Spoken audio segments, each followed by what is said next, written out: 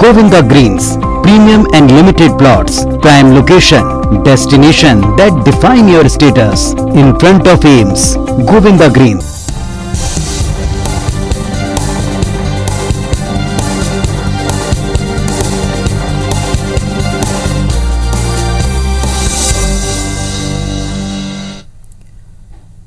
नमस्कार, बहुत स्वागत है आप सबका। मैं हूं पुनीत पाठक और आप देख रहे हैं मध्य प्रदेश की बात। मध्य प्रदेश की सियासत में अक्सर कुछ नेता ऐसे हैं जो अपने बयानों को लेकर, अपने बोल को लेकर, या यूं कहें कि विवादित बोल को लेकर अक्सर सुर्खियां बटोरते हैं। खासतौर पर अगर हम देखें तो सत्ता पक्ष से जुड़े नेता अगर कुछ ऐसा कह दें, कुछ ऐसी बात कर दें जो किसी वर्ग या किसी हिस्से को चुभ जाए या उनके खिलाफ चली जाए तो फिर मुश्किलें बढ़ जाती। जो ताज़ा प्रकरण है, इसमें शिवराज सरकार के एक मंत्री ने ऐसा बयान दिया कि जिसको लेकर सड़कों के ऊपर विरोध शुरू हो गया। एक कार्यक्रम में शिरकत करने पहुंचे थे प्रदेश शासन के एक जिम्मेदार मंत्री जी, जिन्होंने सवर्ण महिलाओं को लेकर विवादित बोल बोले और इसके बाद प्रदेश में सियासी पारा चढ़ गया है। सड़कों पर उतरकर उनका विरोध हो रहा है। देखिए पूरा मामला इस रिपोर्ट में।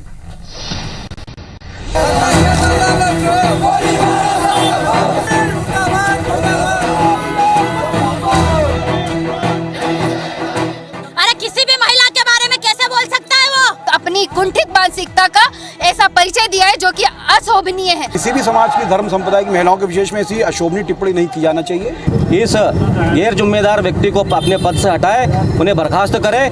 ये तस्वीरें गौर से देखिए। आखिर इतना गुस्सा इन लोगों में क्यों है? ये क्यों आक्रोशित हो रहे हैं? ये किसका विरोध कर रहे हैं? इनकी बुलंद आवाज सुनकर आपने ये तो अंदाजा लगा ही लिया होगा कि ये किसी नेता के विवादित बयान से बेहद आहत हैं। आहत भी इतने कि पुलिस के लगाए बैरिकेड्स को तोड़ने के साथ मरने मारने पर उतारू हैं।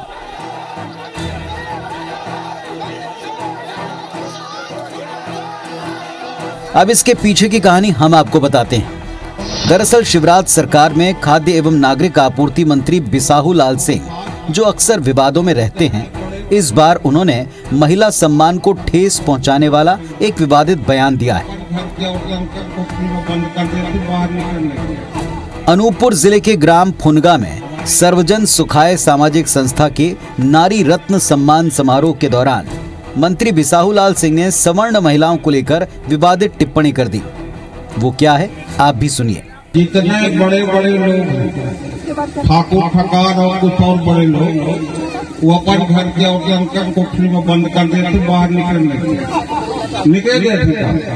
और जितना धान काटे वाले, अंगना लीपे वाले, गोबर फेंके वाले हमारे गांव के महिला का यही काम करते हैं ना। अरे भाई, महिलाओं को जब पुरुष और महिला का बराबर अधिकार है तो दोनों को बराबर काम करना चाहिए।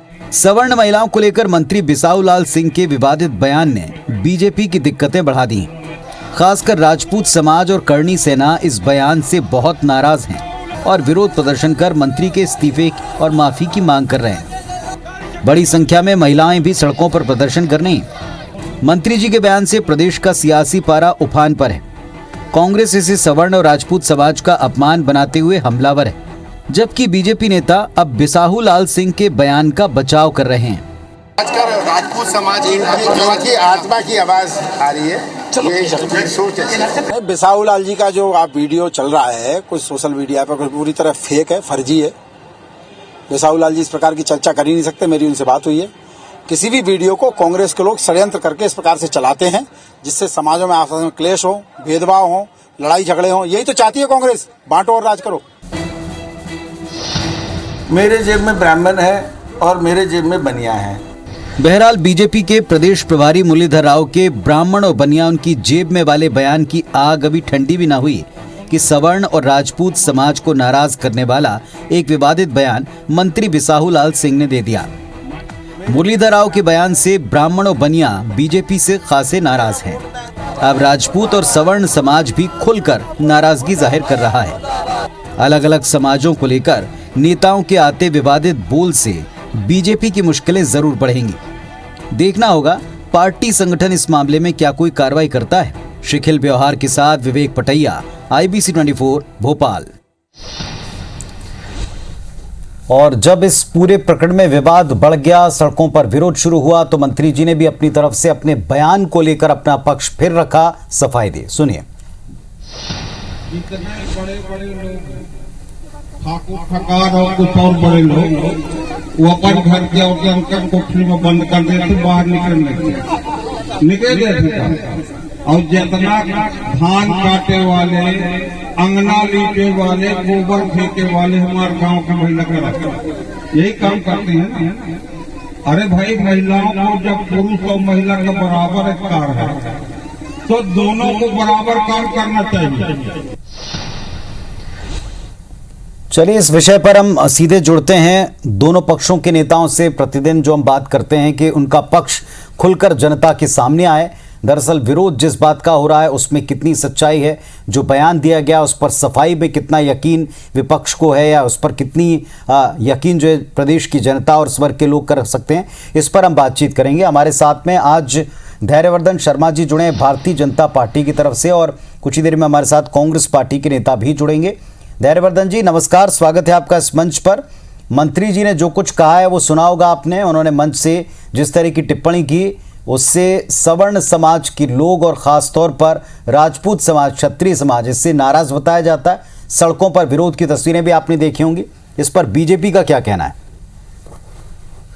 देखिए, कोई भी तल्ख टिप्पणी हो तो चुभना स्वाभाविक है जी, पर अभी जो मंत्री जी की टिप्पणी है उसको लेकर के स्थिति स्पष्ट नहीं हुई है।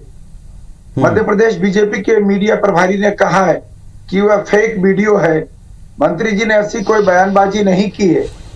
तो मुझे लग रहा है कि मंत्री जी की ओर से उस वीडियो को लेकर के पहले स्पष्टीकरण पूरी तरह से आना चाहिए, उसके बाद ही इस प्रकार की बात की जा सकती है।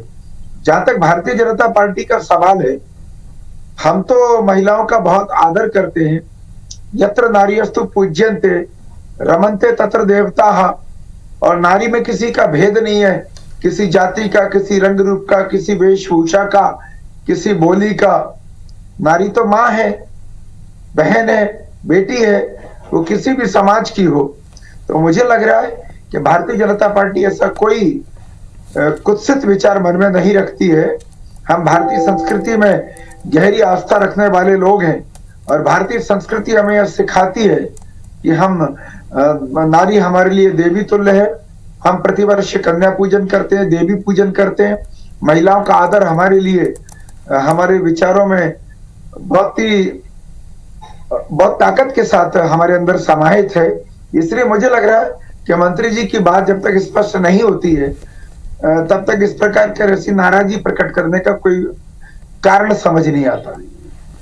धैर्यवर्धन जी, अगर आप बयान सुनना चाहें तो दोबारा भी सुन सकते हैं, लेकिन जिसको आप कह रहे हैं कि वो फेक है, जिसको आप कह रहे हैं कि उस बयान में कोई नहीं, समाज के लोग भी होंगे, उन्होंने भी सुना होगा। जिस इलाके में, जिस सभा में उन्होंने बोला होगा, वहां के लोगों से भी बातचीत की होगी, बाकी वर्गों के लोगों ने। अब वो जमाना नहीं रहा कि कहीं कुछ कह दिया जाए और कहीं कुछ कहने के बाद में फिर आप उसको पूरी तरह नकार सकें। बात यह कि भावना क्या थी, बोल किन शब्दों में रहते। जी धैर्यवर्धन जी, नहीं, मैं निवेदन इतना सा कर रहा हूँ कि मंत्री जी ने जो बोला है उसके बाद, क्योंकि उस बयान के बाद भी तो उनसे पूछा गया होगा आपके संवाददाता के द्वारा, तो यदि आपके किसी माननीय प्रतिनिधि को उन्होंने कोई प्रत्युत्तर दिया है उसके पश्चात, तो कृपा करके उसको मुझे आप अपनी बोली में भी बता दीजिए उन्होंने क्या कहा है। नहीं, उन्होंने जो कुछ कहा है वो हमने उन्हीं के मुंह से सुनवाया, क्योंकि क्या अक्सर ये आरोप लगते हैं, आप भी समझते हैं कि लोग तोड़ मरोड़ देते हैं, लेकिन उन्होंने जो जो कुछ कहा है वो कुछ लगातार लिखा हुआ भी चलता है टीवी स्क्रीन के ऊपर। मेरा सवाल अलग था। मेरा सवाल ये कहना था, आपने कहा या बीजेपी कह रही कि उन्होंने इस तरह का कोई स्टेटमेंट नहीं दिया। आज के दौर में संभव नहीं है, क्योंकि जब कोई भी नेता मंत्री कहीं किसी मंच पर बोलता है, कई सारे लोग अपने मोबाइल से भी रिकॉर्ड करते हैं, कई सारे कैमरे उनको कवर करते हैं। हर बार वो जो कुछ भी कहते हैं उसे दिन में कई बार उनकी बाइट के तौर पर दिखाया जाता है, और ये सब नेता जानते हैं। भले ही वो कहना कुछ चाह रहे हो या अपनी बात को अलग अंदाज में रखना चाह रहे हो, लेकिन उन्हीं का अपना क्षेत्रीय अंदाज शायद भारी पड़ गया। इतने सारे समाज के लोगों को एक साथ भ्रम नहीं हो सकता। नहीं, मैंने बताया ना कि अभी मंत्री जी उस पर बोले, अपना विषय रखे वो कि वो किस संदर्भ में उन्होंने कहा है, कहा भी है या नहीं कहा है। हमारे मीडिया विभाग के द्वारा चूंकि उस पर यह टिप्पणी की गई है कि वह वीडियो फेक है और उसकी पुष्टि नहीं हो पा रही है, तो इसलिए मैं कैसे उसको ये सिद्ध कर दूं कि उन्होंने जो कहा है। देखिए मैंने बताया ना, नारी के खिलाफ, नारी मर्यादा के खिलाफ कुछ भी बोलना ये कतई उचित नहीं, उसको कोई सभ्य समाज में सही नहीं ठहरा सकता है, चाहे मैं हूं चाहे आप हो। और महिलाओं का आदर करना हमारी संस्कृति में सिखाया गया है, इसलिए तो हम पश्चिम देशों से और इस्लामिक देशों से भिन्न है। हमारे तो महिला को बहुत ही माँ का दर्जा दिया गया। हमारे यहाँ तो जब हम ईश्वर के तौर पर भी पूजा करते हैं तो हमारे यहाँ देवी को भी उतना ही सम्मान प्राप्त है जितना हमारे यहाँ, यदि लिंग की बात करें तो पुरुष लिंग में हम देवताओं को पूजते हैं, तो लक्ष्मी माता, गायत्री माता, सरस्वती माता, दुर्गा माता, हमारे यहाँ तो सीता माता से लेकर के प्रणव में तमाम सारी हमारे यहाँ देवियां हैं। तो महिलाओं को लेकर के चलिए, अब आप उस वर्ग के विरोध को आप कैसे शांत करेंगे? वो विरोध में तमाम लोग कहते हैं कि अगर मंत्री जी को ना हटाया, उन्होंने माफी ना मांगी, तो हम सड़कों पर आंदोलन करेंगे और इसकी सारी जिम्मेदारी संगठन की भी होगी, सरकार की भी होगी, मंत्री जी की तो है ही। उनको आप क्या समझाएंगे? क्योंकि प्रदर्शन तो आपने देखा ही है सड़कों पर। नहीं, जिनकी भावनाएं आहत हुई हैं उनको नाराजगी प्रकट करने का अधिकार है और वो उचित जगह पर अपनी बात रख रहे हैं। और सक्षम लोग, मंत्री जी स्वयं भी, अन्य लोग भी उनसे बात करेंगे। यदि ये किसी प्रकार का भ्रम है तो वह भी सामने होगा, दूध का दूध पानी का पानी होगा। और किसी स्तर पर यदि कोई चूक हुई है तो वह भी सामने आएगी। गलती हुई है तो उसको हम स्वीकारेंगे भी। क्या लगता है आपको नेताओं का, हम ये पहली दफा चर्चा नहीं कर रहे हैं, कई नेताओं के, किसी भी पक्ष के नेता और खासतौर पर सत्ता पक्ष का अगर कोई नेता, जनप्रतिनिधि अगर इस तरह की बात बोलता है, चाहे भोपाल सांसद हो, चाहे अभी मंत्री महोदय हो, तो एक बड़ा तिल का ताड़ या बड़ी एक छोटी चीज का एक बड़े मतलब निकाले जाते हैं।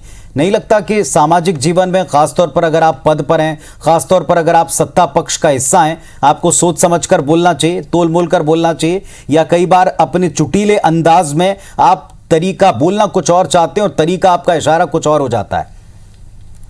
नहीं, सुनिश्चित तौर पर तोल मोल कर ही बोलना चाहिए। हर व्यक्ति को समझ बूझकर बोलना चाहिए, क्योंकि पुरानी एक कहावत है कि बातन हाथी पाइए और बातन हाथी पांव। उसी जुबान से आपको आपका सम्मान हो जाता हाथी पर बिठाल करके, और वहीं कोई चूक हो जाती थी तो सजा भी मिलती थी उसी हाथी के पांव के द्वारा। ये कहावतें हमें बचपन से पढ़ाई गई है। तो वाणी पर नियंत्रण सभी स्तरों पर होना चाहिए, और फिर विशेषकर जो बड़े ओहदे पर बैठे हुए लोग हैं उनको जरूर सोच समझकर बोलना चाहिए। पर मैं फिर कह रहा हूं कि यदि उन्होंने कहा तो किस तारतम्य में कहा ये वही बता पाएंगे। जहां तक काम करने की बात है, कौन कहता है कि सवर्ण तबके की महिलाएं काम नहीं करती? तमाम आजादी के आंदोलन में यदि आप महिलाओं की बात करेंगे तो वो सभी, चाहे वो जिस वर्ग के हो आप चिन्हित करना चाहते हो, चतुर्वर्ण की महिलाओं ने उसमें क्रांति में भी भाग लिया, लड़ाई में भाग लिया। यदि हम व्यवसायिक बात करें तो आज तमाम कंपनियों की सीईओ से लेकर के छोटे छोटे प्रतिष्ठानों पर समाज की तमाम महिलाएं बैठती। हाँ, भारत में हमारे लज्जा को बहुत महत्वपूर्ण माना गया है, हमारे पर्दा प्रथा है, और हिंदुस्तान के तमाम क्षेत्रों में और कुछ वर्गों में पर्दा प्रथा को थोड़ा सा ज्यादा उसका चलन है। ऐसी अवस्था में यह आवश्यक नहीं है कि दोनों प्रकार की बहनें समान प्रकार से पहनावा रखें, समान प्रकार से कदम ताल करती। नहीं, बात यहाँ पहनावे की तो हो ही नहीं रही, यहाँ पर बात काम करने को लेकर के हो रही है, और ठाकुर ठकार जैसे शब्दों के इस्तेमाल पर आपत्ति है। एक खास वर्ग को, उस खास वर्ग की महिलाओं को वही काम करना चाहिए जो अन्य वर्ग की महिलाएं करती, उसको लेकर शायद कुछ टिप्पणी वो कहना चाह रहे थे, लेकिन जिस अंदाज में कहा और जिन शब्दों में कहा उसका मुखर विरोध हुआ। चलिए, हमारे साथ में अभी स्वदेश जी जुड़े दिख रहे हैं। पूरी कर दूं, मैं एक लाइन बोल दूं, क्यों करना चाहिए काम एक जैसा? आयु के हिसाब से तो ये आपके मंत्री जी को समझना चाहिए, ये उनके विचार हैं, ये उनके विचार हैं, ये उन्होंने अपने मंच से कहा है। उनका समानता का क्या फॉर्मूला है तो वही स्पष्ट कर सकते हैं। हम भी उम्मीद कर रहे थे कि उनका स्टेटमेंट आएगा, उनके स्टेटमेंट में उनकी सफाई या उनका तर्क आएगा, लेकिन अब तक आया नहीं है, कई बार पूछने पर भी। स्वदेश शर्मा जी जुटे हुए हैं हमारे साथ में इस वक्त। स्वदेश जी, आपने भी सुना होगा बिसाहू लाल जी का बयान। क्या कांग्रेस पार्टी को लगता है, यहां तो बीजेपी कह रही कि बयान ही फेक है, ये वीडियो जो है वो सत्य नहीं है? देखिए पुनीत जी, ये भारतीय जनता पार्टी है, बयानों की क्या सगल हो चुका है। इन्हें जब जरूरत पड़ती है चुनाव कोई आता है तो कहते हैं माई का लाल माननीय मुख्यमंत्री महोदय कहते हैं, जब इन्हें जरूरत पड़ती है तो इनके प्रभारी महोदय कहते हैं कि अब पुराने लोगों को छोड़िए, नए नए लोग आपको बहुत मिला है, सांसद बने, विधायक बने, अब एक लाइन में हो जाइए। कभी इनके प्रभारी महोदय कहते हैं एक जेब में बनिया है, एक जेब में ब्राह्मण है। तो ये कुल मिलाकर के बंटवारे की जो राजनीति कर रहे हैं, ये सोची समझी साजिश है। और ये भारतीय जनता पार्टी में नए नवेले पहुंचे हैं, तो इन्होंने भी सोचा बहुत दिनों से मेरी चर्चा ही नहीं हो रही कुछ भी, मैं बड़ा सीनियर लीडर रहा हूं तो कुछ ऐसा करूं जिससे भारतीय जनता पार्टी को पसंद आऊं और प्रज्ञा ठाकुर की श्रेणी में खड़ा हो जाऊं। जैसे प्रज्ञा ठाकुर कहती है ना, राष्ट्रपिता महात्मा गांधी को राष्ट्रपत्र कह देती है, और 26/11 के में शहीद हुए लोगों को हेमंत करकरे को कह देती हैं मेरी श्राप से खत्म हो गए। कुल मिलाकर के भारतीय जनता पार्टी बंटवारे की राजनीति के सिवा कुछ नहीं करती है। और बिसाहू लाल सिंह की बात करें, इन्होंने तो घोर अपमान किया है। नहीं कट गया। चलिए ठीक है, आपकी बातें भी जनता के बीच में जा रही हैं, इस पर उत्तर लूंगा। मैं एक छोटा सा ब्रेक लेता हूं, ब्रेक के बाद जब लौटूंगा तब आप दोनों तर्क दीजिएगा, और जिस तरीके के तर्क दे रहे हैं इस पर उत्तर क्या है बीजेपी का, ये भी सुन लेंगे। नहीं, हमने कोई गलत बोला ही नहीं, क्योंकि मेरे विधानसभा क्षेत्र का प्रोग्राम था और मैंने अपने विधानसभा क्षेत्र के जो पार्टी के पदाधिकारी हैं उनके लिए बोला। प्रदेश के लोगों को के संबंध में मैंने कोई बात नहीं किया, न किसी जात के बारे में बात किया। अगर इससे भी किसी को दुख लगता है, ठेस पहुंचता है, तो इसके लिए मैं क्षमा मांगता हूं। चलिए, तो ये मंत्री जी का बाद में आया एक स्टेटमेंट है, जो उन्होंने कहा कि उन्होंने कुछ भी गलत इस पर नहीं कहा। इसके बावजूद अगर किसी को कुछ दुख लगा हो तो माफी भी मांगते हैं। स्वदेश जी, अब मंत्री जी ने अपनी तरफ से कह दिया कि उन्होंने कुछ भी गलत नहीं कहा, वो अपने कार्यकर्ताओं से बात कर रहे थे। प्रदेश की जनता है, किसी वर्ग के लिए उनका कोई कहना नहीं था। उनको ये पुनीत जी ये समझना चाहिए कि मध्य प्रदेश सरकार के मंत्री हैं, पूरे मध्य प्रदेश के 8 करोड़ जनता के मंत्री हैं। अब वो अकेली विधानसभा तक सीमित नहीं रह गए। उनसे उनके मुंह से बोला गया शब्द एक मैसेज बन के जाता, संदेश बन के जाता। जिस पार्टी के वो सदस्य बने, जिस सरकार के वो मंत्री हैं, उस सरकार का विजन लोगों के समझ में आता है कि आपका विजन क्या है। मध्य प्रदेश सरकार कमोबेश ऐसे लोगों को पालने में पाल पोस कर बड़ा कर रही है, जो इस तरह की बयानबाजी करके हमारा जो भाईचारे का ताना बाना है, हमारा जो महिलाओं के प्रति आदर है। आपने देखा होगा, हम उस भारत में रहते हैं जिस भारत की श्रीमती इंदिरा गांधी पहली प्रधानमंत्री महिला बनी है। हमने महिलाओं को वो आगे बढ़ाया है। हमने ये नहीं देखा कि वो किस जाति की, किस धर्म की है, किस व्यवसाय की है, किस वर्ग से आती है। अगर अभी की बात करें हम, तो सबसे पहले महिलाओं को आरक्षण देने का काम किया तो कांग्रेस ने किया। आपने देखा होगा, अभी प्रियंका गांधी जी ने उत्तर प्रदेश में 40% विधानसभा का टिकट महिलाओं को देने के लिए, वर्ग की बात नहीं कही, महिला की बात कही कि महिलाओं को 40% टिकट देंगे। तो हमको ये पता है कि हमारी मातृ शक्ति हमें लेकिन महिलाओं के सम्मान की बात तो अभी धैर्यवर्धन जी भी कर रहे थे। उन्होंने भी कहा कि महिलाओं का भरपूर सम्मान है, पार्टी में भी है, देश में भी है, संस्कृति का हिस्सा है। देखिए, उनका कहे जाना उनकी मजबूरी है कि वे अपने मंत्री की, उनकी सरकार का मंत्री है तो मंत्री का बचाव करना उनकी ड्यूटी है, जवाबदारी है। लेकिन सच्चाई तो मीडिया भी समझ रही है, पूरे मध्य प्रदेश के 7.5 करोड़ जनता समझ रही है और देश भी समझ रहा है। मीडिया में, पब्लिक डोमेन में सब उनके आ चुके हैं। जिस तरह की उन्होंने बात की है, निश्चित रूप से ये कुठाराघात है उन वर्ग के प्रति जिस वर्ग का उन्होंने अपमान किया है। हमें हमारा संविधान ये नहीं सिखाता कि हम किसी जाति, धर्म, वर्ग, भेद किसी भी एक वर्ग की आलोचना करें। हमारा संविधान सबका सम्मान, सबका विकास, सबका विकास की बात करते हैं कि सबका विकास और सबका सम्मान की बात भाजपा करती है। लेकिन सबका साथ चाहिए, इनको सबका विनाश करना चाहते हैं। भारतीय जनता पार्टी का दूसरा नारा यही होना चाहिए, सबका साथ सबका विनाश। चलिए, सबका साथ और जी सबका विश्वास, लेकिन विश्वास क्या ऐसे अर्जित हो पाएगा?